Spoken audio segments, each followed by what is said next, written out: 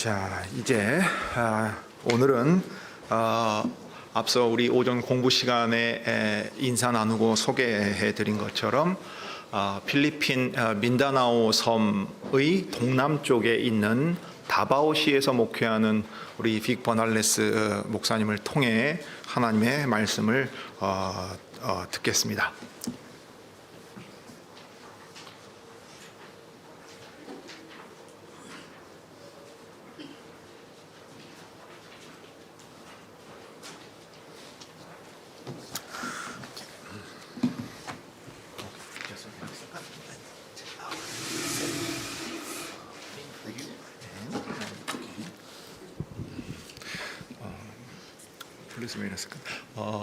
오늘 이제 강설은 빅 버날레스 목사님께서 여러분에게 인사말을 하신 뒤에 이제 한 문장씩 말씀해 주시면 제가 한 문장씩 가급적 한 문장씩 통역하도록 하겠고, 강설 원고는 여러분들을 위해서 한글로 번역된 자료를 출력해서 두었으니 그것을 참고하시면 특별한 사정이 없는 한 그대로 이어가도록 하겠습니다.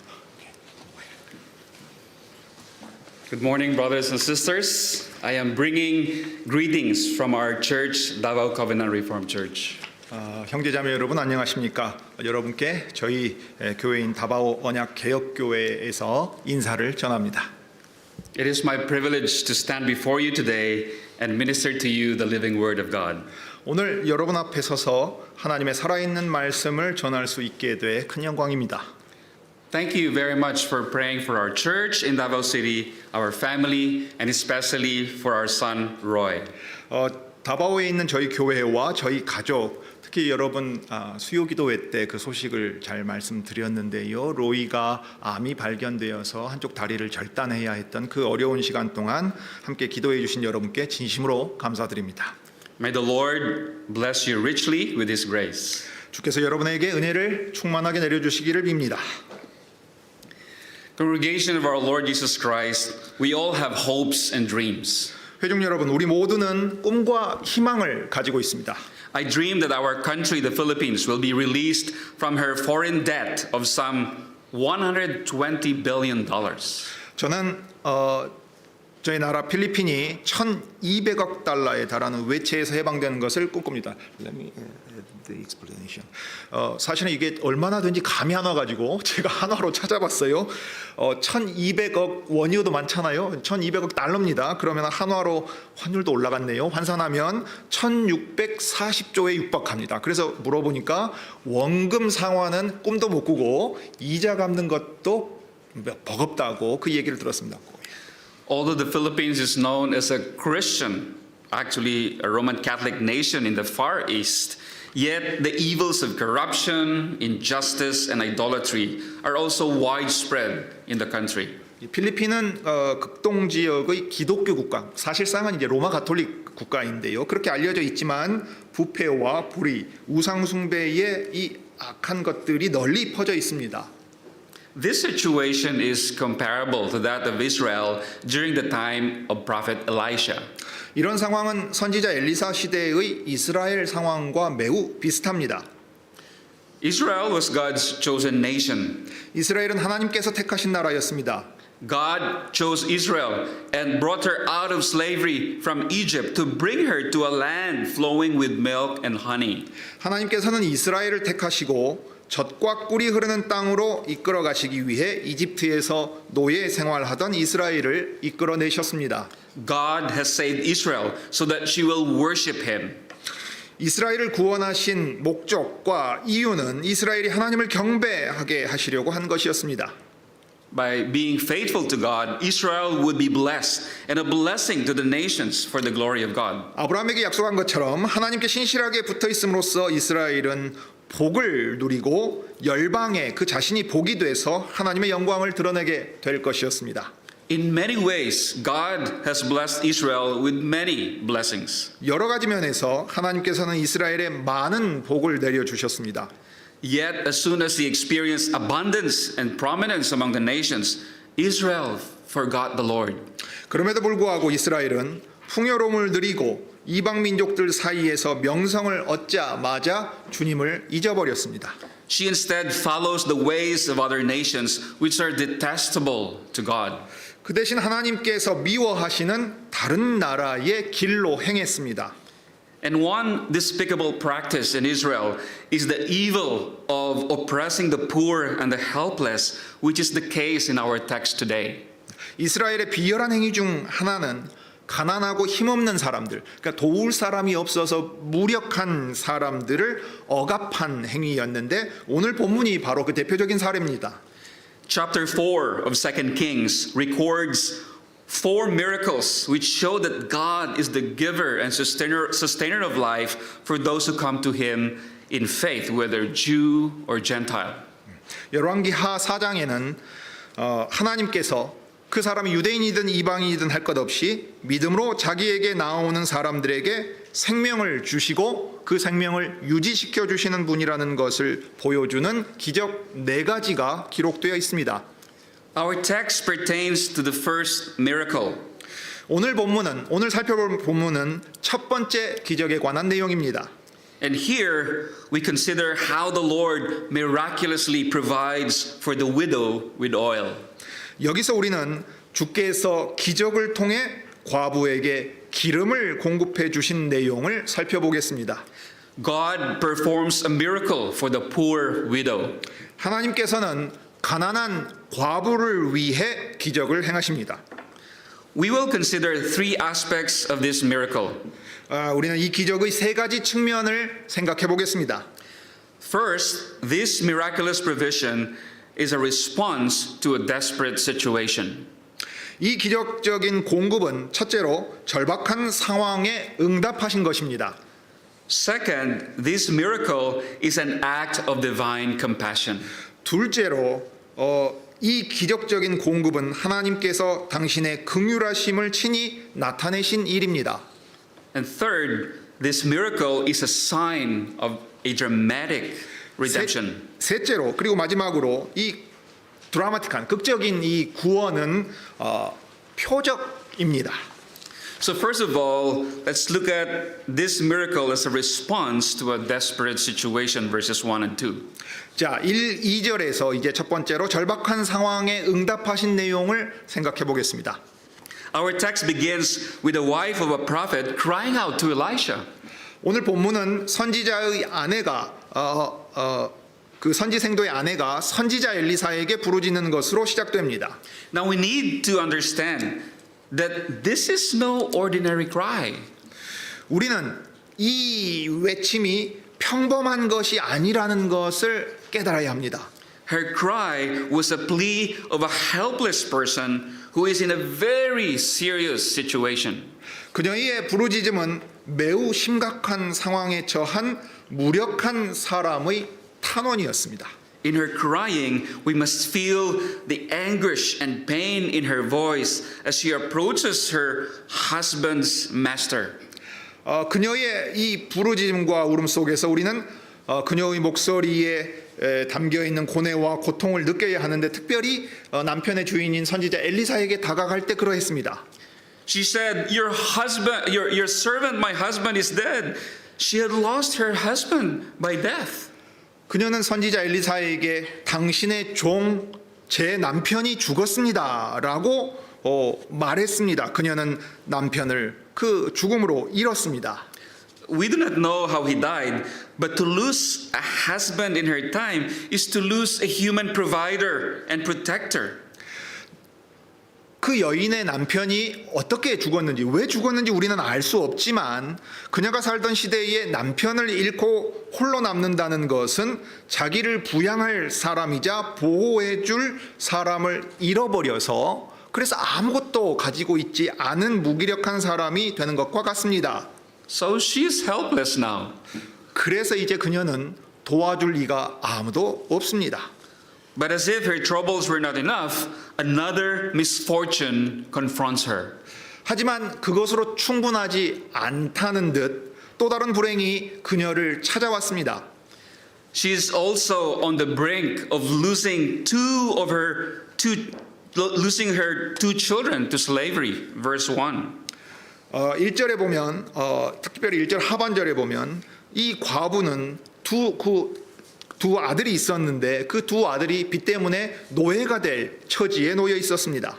And you know what that means? 이게 무슨 뜻인지 아시겠습니까? She's in danger of losing her means of support and her hope.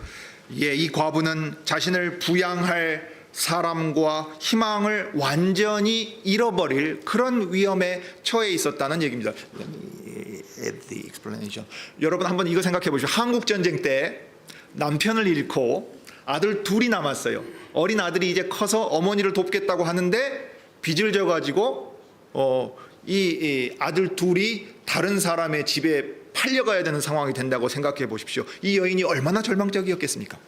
So without a husband, her boys are a kind of security for her better future. 남편 없는 그녀에게 이 두 아들들은 더 나은 미래를 위한 일종의 안전장치였습니다. But her boys are also about to be taken away from her. 그런데 이 두 아들조차도 조만간 빼앗기게 될 상황이었습니다.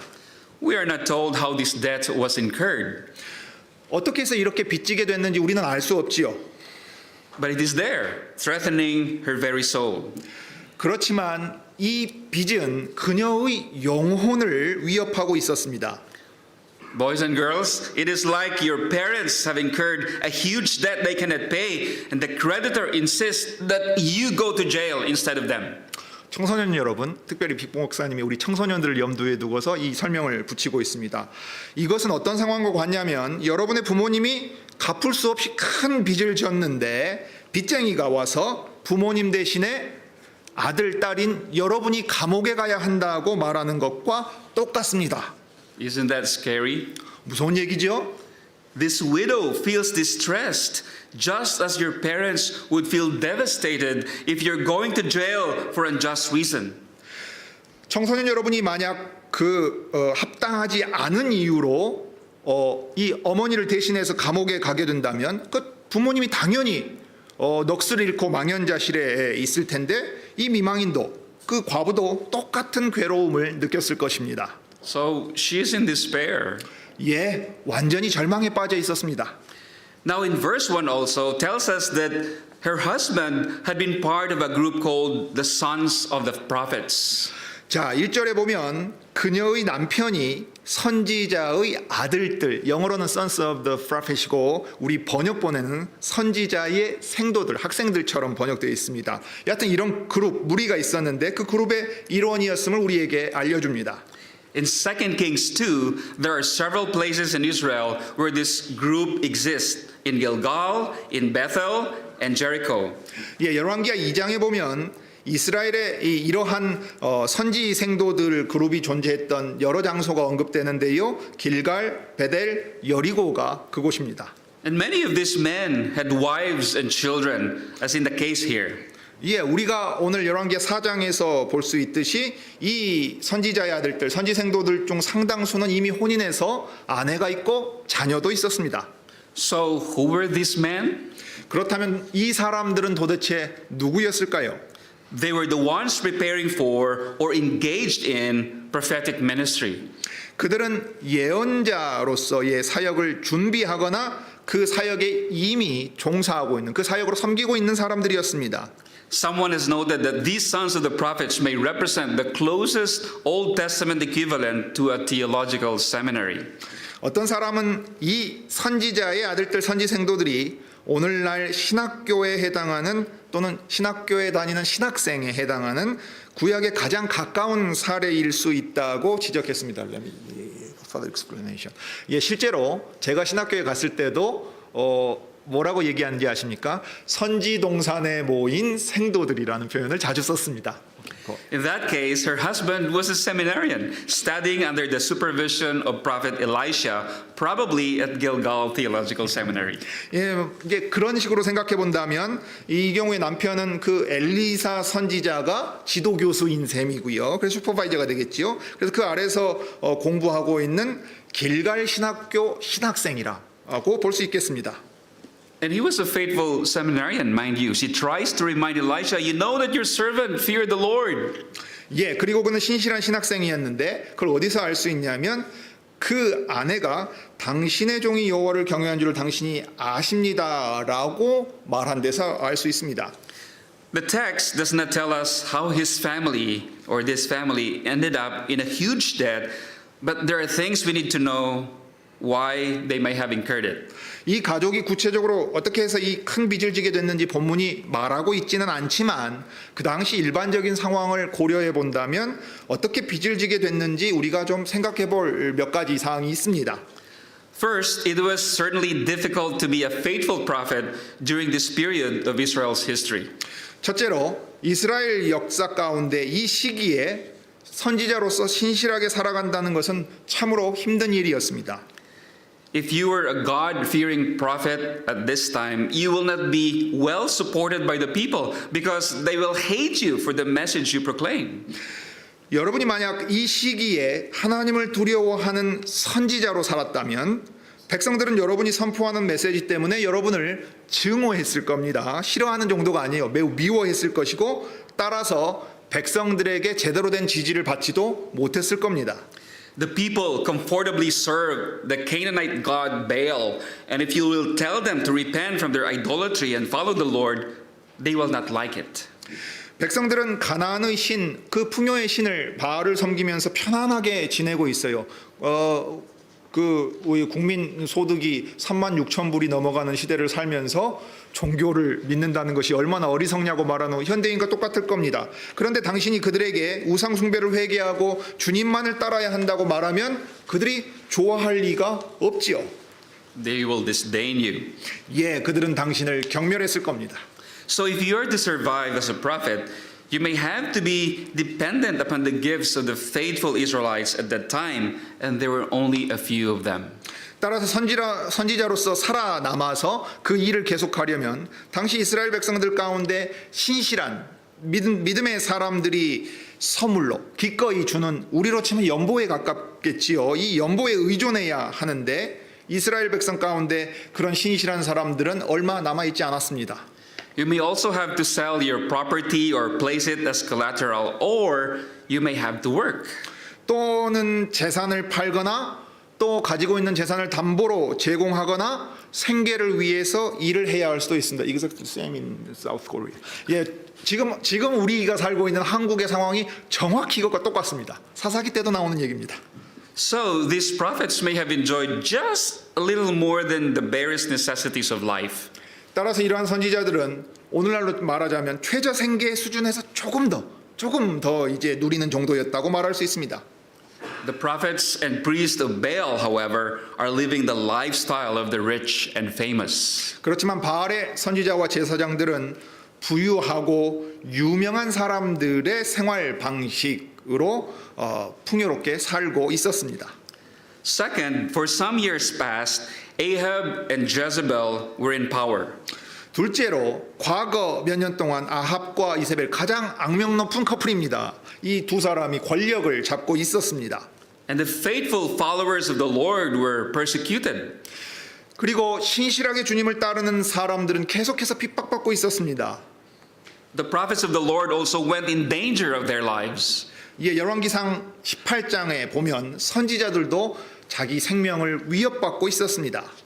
And the situation did not change a lot during the reign of Jehoram, the son of Ahab and Jezebel.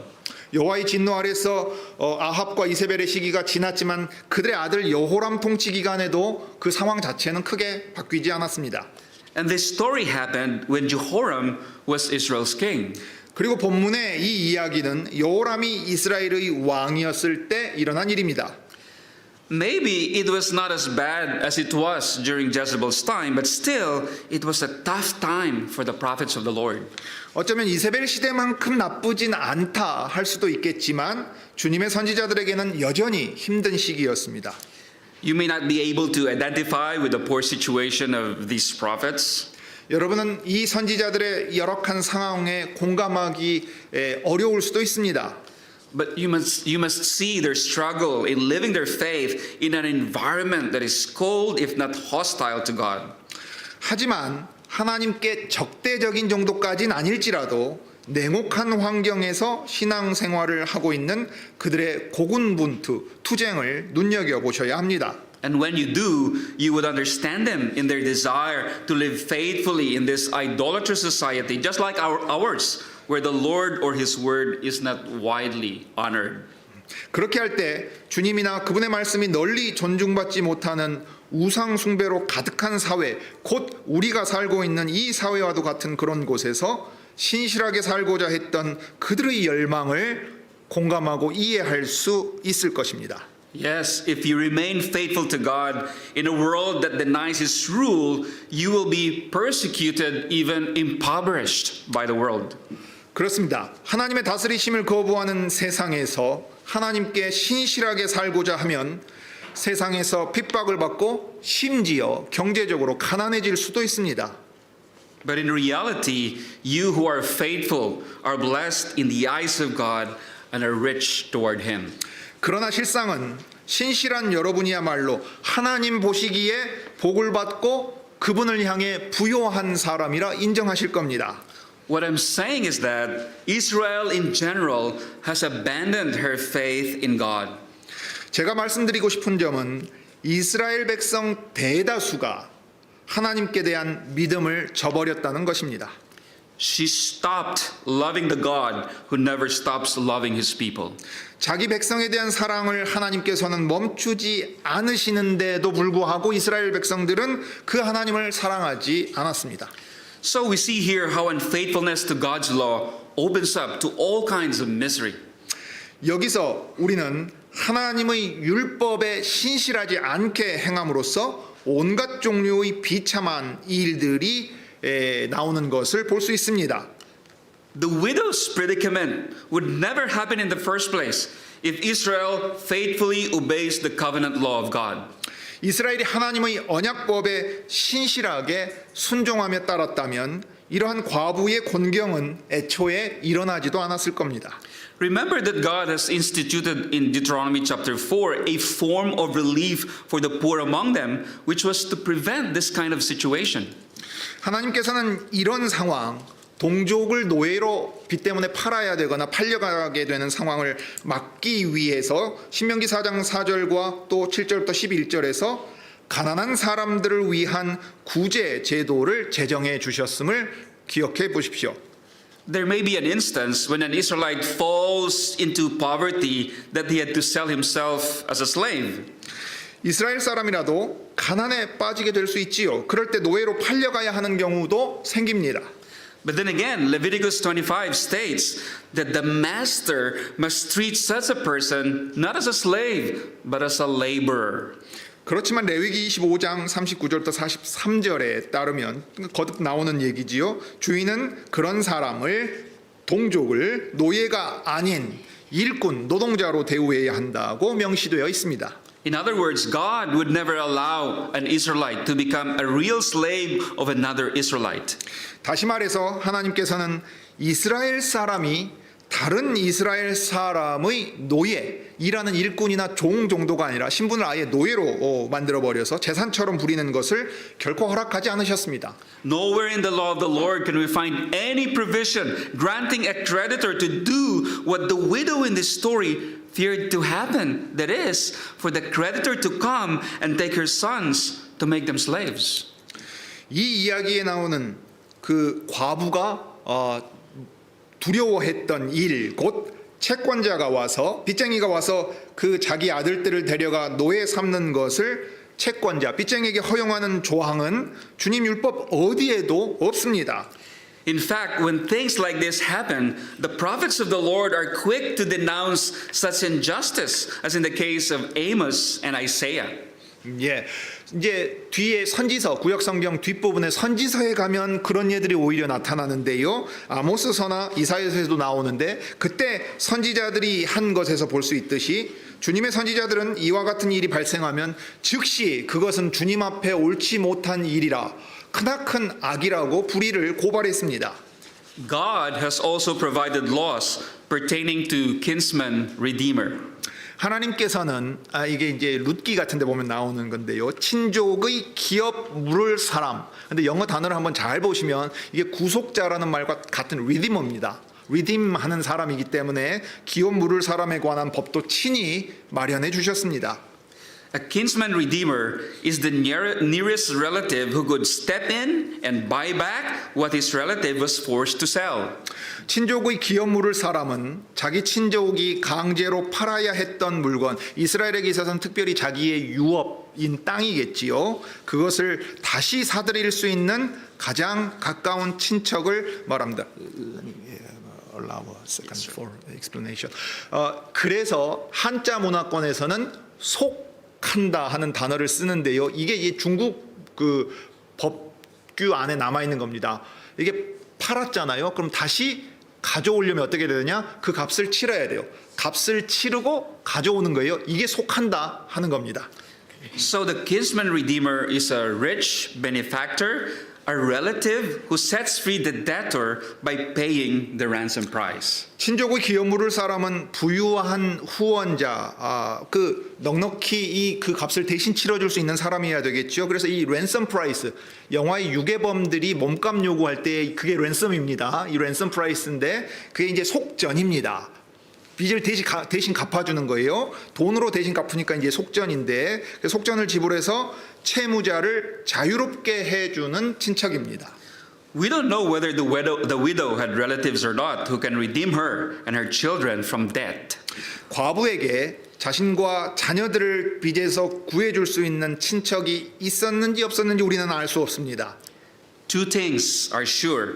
Her children are about to be taken as slaves, and she's a poor widow who owns nothing except a jar of oil. 두 가지는 확실하지요. 한 가지는 과부의 자녀들이 곧 노예로 끌려갈 것이라는 점이고, 두 번째는 그녀가 기름 한 병 외에는 아무것도 가진 것이 없는 가난한 과부라는 점입니다. She was so poor that the only thing she had was this oil. 그녀는 너무 가난해서 가진 것이라고는 우리식으로 말하면 참기름병 하나 정도일지도 모르겠습니다. 기름 한 병 겨우 가지고 있었습니다. We are not told as well about the creditor who is coming after her children, whether he was a fellow Israelite or not. 그녀의 자녀를 노예 삼고자 노리고 있는 이 빚쟁이가 그 동료 이스라엘 사람이었는지 아닌지는 본문이 말하고 있지 않습니다.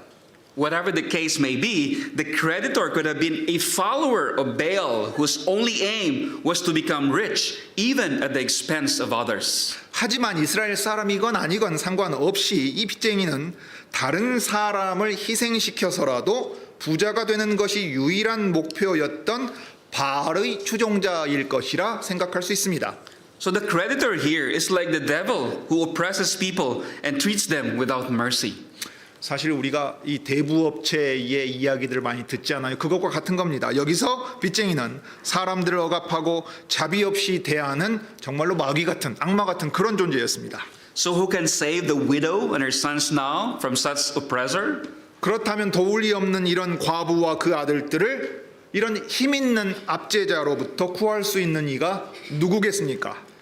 Thank God there is someone in Israel who is full of mercy and compassion for people such as the widow in our story. 이스라엘에 이 과부와 같은 사람들에게 자비와 긍휼로 가득 찬 구속자 기업 물을 뿐이 있다는 것에 대해 하나님께 감사드립니다. Thus, in the second place, I say that this provision of oil is an act of divine compassion. 따라서 저는 이 기름을 공급하신 일이 하나님의 긍휼하심에서 비롯된 일임을 말씀드리고자 합니다. This widow has a savior. Thank God. 자, 이제 두 번째 대지의 내용입니다. 이 과부에게는 구원자가 있었습니다. God was there in Israel just as he is with us today. 하나님께서 오늘날 우리와 함께 계신 것처럼 그때도 이스라엘에 함께 계셨습니다. He looks after the needs of his own people.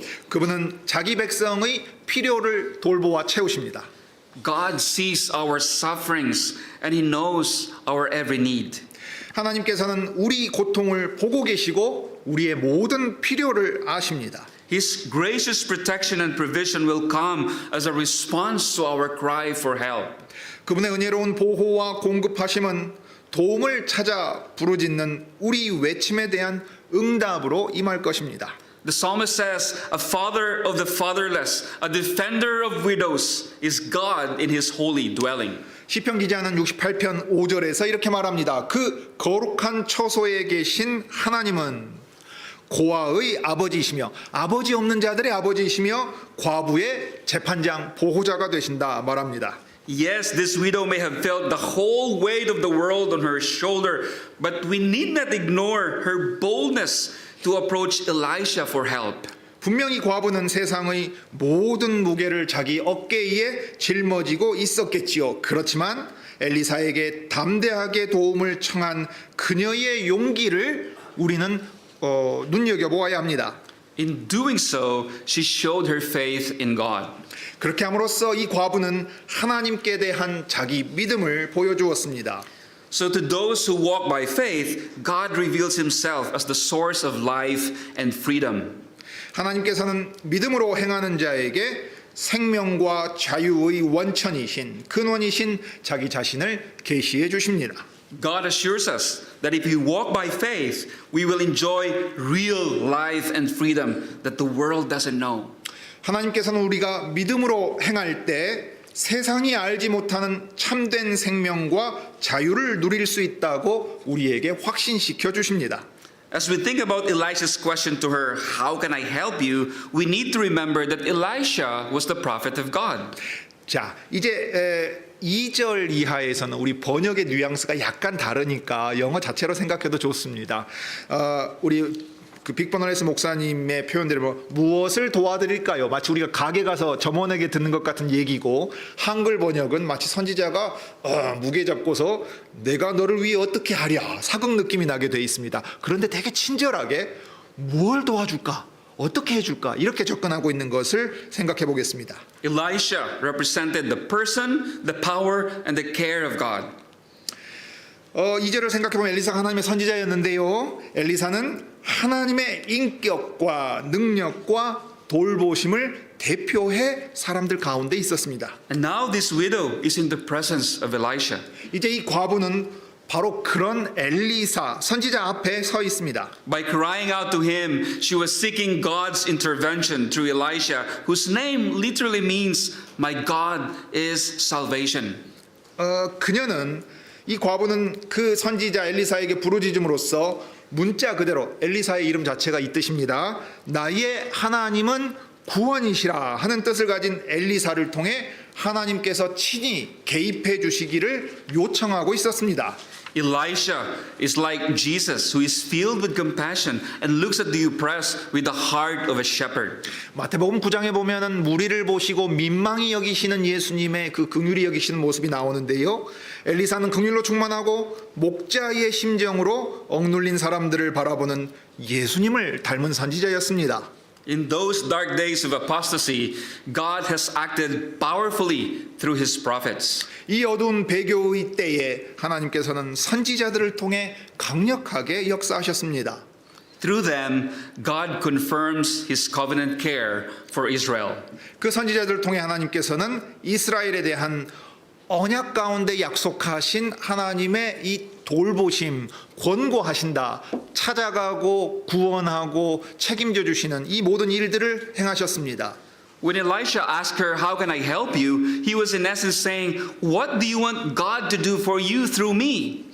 엘리사가 그 과부에게 내가 너를 위해 어떻게 하랴, 무엇을 도와줄까라고 물을 때 그것은 본질적으로 하나님께서 저를 통해 당신에게 무엇을 해주시기를 원하고 또 바라고 계십니까? 하고 물은 것입니다. If you notice, Elisha did not wait for an answer. 여러분이 보시듯이 그렇지만 엘리사는 대답을 기다리지 않았습니다. He was eager to help her in her distress. 그는 고통에 처한 그 과부를 돕고자 했습니다.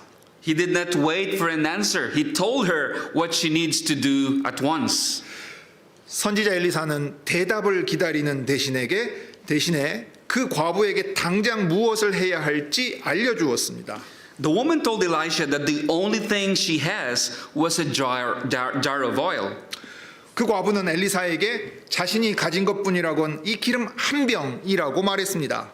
So Elisha instructed her to go around and borrow as many empty jars from her neighbors. 그래서 엘리사는 이웃을 돌아다니며 이웃에게 빈 항아리를 최대한 많이 빌려오라고 지시했습니다. Then she has to go inside and shut the door and start to pour the oil from her jar into the borrowed jars. 그래서 3, 4절에 보면 그런 다음에 여인이 안으로 들어가서 문을 닫고 자기 항아리에 기름을 빌린 항아리에 붓기 시작했습니다.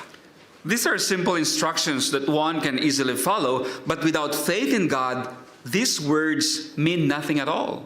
이것은 아무나 쉽게 따라할 수 있는 누구나 따라할 수 있는 간단한 내용의 지침이지요. 그렇지만 하나님께 대한 믿음이 없다면 다 코웃음 치면서 뭔 소리를 하는 거야 지금 기름 없어서 죽게 생겼다는데 빈 그릇 빌려오라 그러네 이렇게 생각했을 것입니다. Who in his right mind would pour oil into empty jars out of a small jar of oil that was probably almost empty? That's crazy. 여러분 사람이 제정신이라면 누가 거의 다 비어있는 그 작은 기름 항아리에서 빈 항아리에 기름을 부을 수 있었겠습니까? 말도 안 되는 일이지요. But notice how the story continues in verses 5 and 6. 하지만 5절과 6절에서 이 이야기가 어떻게 이어지는지를 보십시오. The narrative goes on with the widow shutting the door, filling vessel after vessel with oil from her jar. 이 이야기는 이렇게 이어집니다. 과부는 문을 닫고 항아리에 담긴 기름을 빌려온 그릇마다 채워 넣었습니다. Elisha disappears from the scene, but we see the widow and her sons doing exactly what Elisha told her to do. 마치 우리가 TV 드라마나 영화에서 볼 때 카메라가 이제 장면 전환한 것처럼 엘리사는 이 장면에서 사라집니다. 그렇지만 우리는 과부와 그녀의 아들들이 엘리사가 시키는 대로 하는 것을 볼 수 있습니다. I'm very sure that her two sons helped their mother in filling those empty jars with oil. 과부의 두 아들들이 엄마를 도와서 이 빈 항아리에 기름을 채웠을 것이라고 저는 확신합니다. I can just imagine how happy the sons were seeing all those jars filled with oil. 예, 얼마 있지 않은 작은 기름병에서 항아리에 기름을 흘려 보낼 때마다 그 가득 차는 것을 보면서 그들은 서로의 얼굴을 마주보고 서로 놀라면서 얘기했지 않겠습니까? 그러니 그들의 행복이 얼마나 컸을지 상상이 가십니까? And when all the borrowed jars were filled, the supply of oil also stopped. 빌린 항아리들이 모두 찾아 기름 공급도 그제서야 멈췄습니다. A miracle has taken place, and it happened behind closed doors. 기적이 일어났습니다. 그리고 이 기적은 문이 닫힌 채 아무도 모르게 일어났습니다. No neighbor has seen the miraculous flowing of oil, no media coverage, so to speak. 이웃 주민 누구도 이 기적적으로 흘러내린 기름을 보지 못했습니다. 페이스북에서도 못 보고 트위터에서도 못 봤을 거예요. 말하자면 언론에 알려지지 않은 그 가족들만 아는 이야기였을 것입니다. While the unbelieving world is blinded from the blessings of God, His faithful people are experiencing His gracious provisions. 자, 믿지 않는 이 세상이 하나님의 복을 보지 못하는 동안 하나님의 신실한 백성들은 그분의 은혜로운 공급하심을 직접 경험했습니다. Unbelieving Israel, in her pursuit to serve Baal and everything he represents, has been missing the abundance of God's grace, which this widow is now enjoying. 불신 이스라엘은 바알과 그 바알이 대표하는 모든 것을 섬기고 있는 까닭에 이 과부가 지금 누리는 하나님의 풍성한 은혜를 놓치고 있었습니다. It's just a matter of time that Israel would be banished from the promised land and exiled to a foreign land because she persisted in her unbelief, unlike this widow who put her trust in God. 예, 하나님을 신뢰한 이 과부와 달리 불신앙을 계속해서 고집했던 이스라엘은 약속의 땅에서 쫓겨나고 그 땅에서 사라져버리고 이방 땅으로 유배해 갈 터인데 시간 문제였습니다. So this miracle, while it proves the goodness of God, also serves as an indictment to the unbelieving Israel who have forsaken God for riches and good life in the presence of Baal. 따라서 이 기적은 하나님의 선하심을 증명하는 동시에 바알 앞에서 부와 좋은 삶, 오늘날 말로 치면은 웰빙이라고 표현해도 아주 좋을 거예요. 구약의 이 굿라이프가 중요한 팀이 됩니다. 그래서 부와 좋은 삶을 위해 하나님을 버린 이스라엘의 불신앙에 대해 고발하는 것이기도 합니다. For a while, this miracle was hidden, 한동안 이 기적은 알려지지 않았습니다. but it would soon be known to the neighbors and later in Israel that this poor widow, whom some of them may have ignored and neglected, has been miraculously provided by God with the means to be freed from debt. 그렇지만 곧 이웃 사람들에게 그리고 나중에는 이스라엘 사람들에게 하나님께서 이토록 무시당하고 방치됐던 가난한 과부에게 기적을 통해 빚에서 벗어날 수 있는 길을 열어주셨다는 사실이 알려지겠지요. Israel should have known that God would not allow the poor to be oppressed or ignored or the widows and orphans to be neglected. 이스라엘은 알아야 했습니다. 하나님께서는 가난한 자를 억압하거나 무시하거나 과부와 고아를 방치하는 것을 결코 허락지 않으신다는 사실을요. He doesn't want his people to be indifferent and unconcerned of the plight of the needy. 하나님께서는 당신의 백성이 가난한 사람들의 곤경에 무관심한 것을 결코 원치 않으십니다. And when his people are in need and God hears their cry for help, he comes to their rescue. 자기 백성이 어려움에 처해 도움을 청하고 부르짖을 때 하나님께서는 그들의 부르짖음을 들으시고 그들을 구하러 오십니다. 이것이 출애굽기 3장에 이스라엘에게 찾아오시는 여호와 하나님에 대한 서술입니다.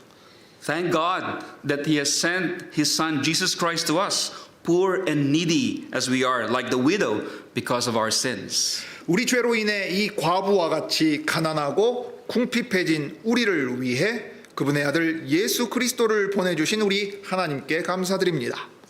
Thirdly and finally, this miracle is a sign of dramatic redemption. 셋째로 그리고 마지막으로 이 기적은 드라마와 같은 구속의 표적이었습니다. As a sign, this miracle points to something. 표적으로서 이 기적은 무언가를 가리키는 역할을 합니다. It signifies of something more dramatic than this miracle, which anticipates the complete redemption of God's people from all kinds of bondage and slavery unto life. 그것은 이 기적보다 더 극적인 것을 의미하는데요. 그것은 하나님의 백성이 모든 종류의 속박과 노예 생활에서 생명으로 완전히 구속될 것을 바라보게 만듭니다. At this point in the story, Elisha is back in the scene and he is called in verse 7 the man of God. 자, 이 시점에서 장면에 엘리사가 다시 등장합니다. The widow came to him and told him about the abundant provision of oil. 예, 하나님의 사람이라고 불리는 이 엘리사가 다시 등장해서 과부가 엘리사에게 와서 하나님께서 기름을 풍족히 공급하셨다는 소식을 알려줍니다. We can just imagine how happy she and her sons would have been. 그녀와 그녀 아들들이 얼마나 기뻐했을지 상상이나 갑니까? Tears of joy could have flowed from her eyes, knowing that she's not going to lose her two young boys anymore. 이제 이 어린 두 아들을 잃지 않게 되었다는 바로 그 사실에 이 과부는 기쁨의 눈물을 흘렸을 것이 분명합니다. Elisha further instructed her to go and sell the oil and pay her debts. 엘리사는 또 다른 지침을 그녀에게 주는데요. 가서 기름을 팔아 빚을 갚으라고 했습니다. He assures her that the remaining amount from the sales will take care of her and her sons to stay alive and out of debt. 그리고 팔고 남은 금액으로 그 과부와 아들들이 더 이상 빚지지 않고 살아갈 수 있게 해주겠다고 도와주겠다고 약속합니다. 우리말 번역에 조금 덜 나타나는데요. 이런 뜻이 있습니다. Elisha says, "You and your sons can live on what is left." 예, 빚을 갚고 그것으로 끝이 아니라 빚을 갚고 남은 것이 있어서 그 가족이 계속해서 살아갈 수 있다고 말하고 있습니다. And so through this miraculous provision of oil, the widow was not only saved from further anguish caused by the creditor's threat of slavery. 예, 이 기적적인 기름 공급을 통해서 과부는 노예로 삼겠다는 채권자, 빚쟁이 위협에서 더 이상 고통당하지 않아도 되었습니다. She was also saved from sure hunger and eventual death. 예, 또 구원을 얻었는데요. 잘 생각해 보십시오. 아들들이 노예로 팔려가고 먹을 것은 없고 생계를 유지할 수단은 하나도 없습니다. 그러면 당장 어떻게 되겠습니까? 굶주릴 것 아니에요. 굶주려 죽습니다. 아사할 것입니다. 그런데 바로 그 굶주림과 마침내 자신을 찾아오게 될 죽음으로부터도 구원을 얻었습니다. In other words, she was not only delivered from death and slavery, she also was given a new life. 다시 말해서 과부는 빚과 노예됨에서 해방되었을 뿐만 아니라 새로운 생명도 얻었습니다. She was about to lose everything: children, house, future, even life, and no one was willing to redeem her. 이 과부는 자기 자식과 집과 미래와 심지어 생명에 이르는 모든 것을 잃을 뻔했고 구원해 줄 이도 아무도 없었음에도 불구하고 이런 놀라운 기적을 맛보았습니다. By performing this miracle, God once again has fulfilled his promise that he would defend the cause of the fatherless and the widow. 이 기적을 행하심으로써 신명기 10장 18절에 기록된 것처럼 하나님께서는 다시 한번 고아와 아버지 없는 이들의 아버지가 되어주시고 과부를 돌보아 주시겠다는 그 약속을 성취하셨습니다. Moreover, God has literally became a kinsman redeemer to the widow and her sons. 게다가 하나님께서는 문자 그대로 과부와 과부의 아들들에게 친히 친족의 기업 물을 사람 구속자가 되어주셨습니다. The debt they could not pay was paid by the Lord. 그들이 갚을 수 없는 빚을 주께서 대신 갚아주셨습니다. Now she is free and alive. What a deliverance. 이제 그녀는 자유를 충만하게 누리며 살아가고 있습니다. 그러니 이것이 얼마나 놀라운 구원입니까? So this story of God's miraculous provision portrays a more dramatic redemption that God has done in our Lord Jesus Christ. 이 기적적인 하나님의 공급하심에 관한 이야기는 하나님께서 우리 주 예수 그리스도 안에서 행하신 더 극적인 구속과 구원을 묘사하고 있습니다. Do you know that God also became our kinsman redeemer? 하나님께서도 우리의 친족 구속자, 즉 기업 물을 자가 되어 주셨다는 사실을 여러분은 알고 계십니까? When he came as flesh and blood in the person of his son Jesus Christ, God has redeemed us from death. 그분의 아들 예수 그리스도께서 살과 피를 가지고 우리 가운데 오셨을 때 하나님께서는 우리를 빚으로부터 구속하셨습니다. One Old Testament scholar, the late Dr. Raymond Dillard, was right when he says, the greatest debt we all have is the mortgage on our soul.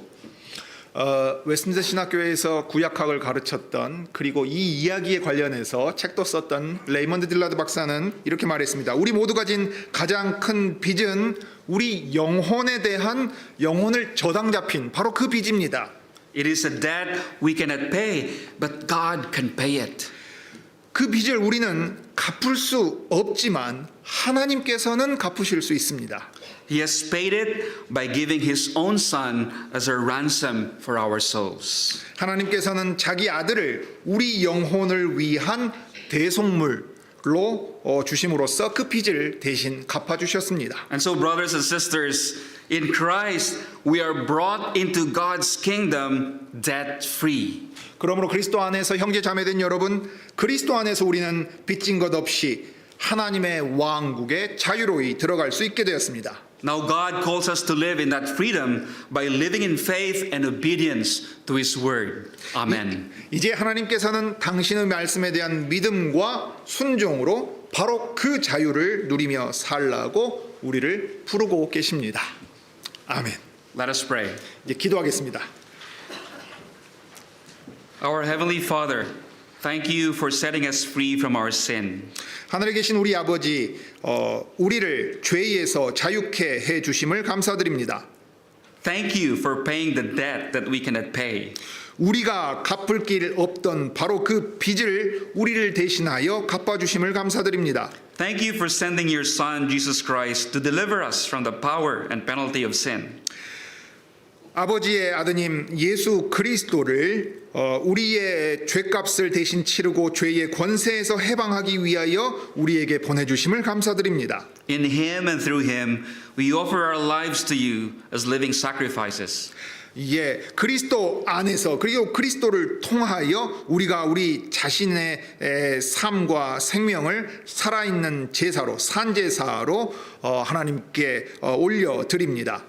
Please help us to live in faith and obedience to your word every day by the power of the Holy Spirit. 우리를 도우셔서 우리가 성신의 능력으로 날마다 하나님의 말씀에 대한 믿음과 순종을 가지고 살아갈 수 있게 하옵소서. This is our prayer in the name of Christ, our Lord and Savior. Amen. 우리 구주 예수 그리스도의 이름으로 기도드립니다. 아멘. Thank you for your